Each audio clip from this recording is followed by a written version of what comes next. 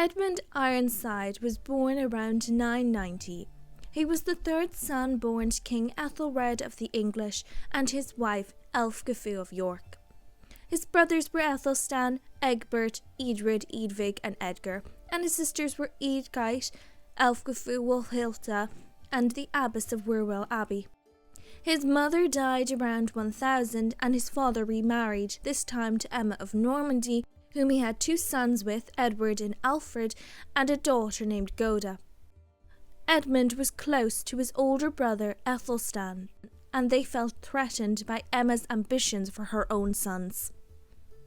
Edmund's childhood and early adulthood were marred by war. In 1013, Sweyn Forkbeard seized the English throne, and Æthelred fled to Normandy. His sons stayed in England, though.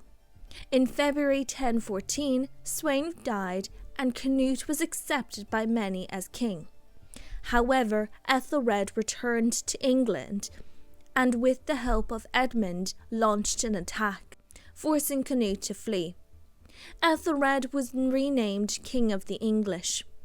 By June 1014, Æthelstan and Egbert were dead, so Edmund was Æthelred's heir. In 1015, Siegfried and Morcar came to Oxford to ask for a royal pardon, but were murdered instead. The king ordered that Siegfried's widow, Eadgyth, be seized and brought before him, but Edmund seized her and married her instead. Edmund and Eadgyth had two children, Edward and Edmund. Edmund received the submission of the English people. At this time, Canute launched a new invasion of England. Edmund raised an army and revolted against his father, whom he saw as weak, and established himself in the north.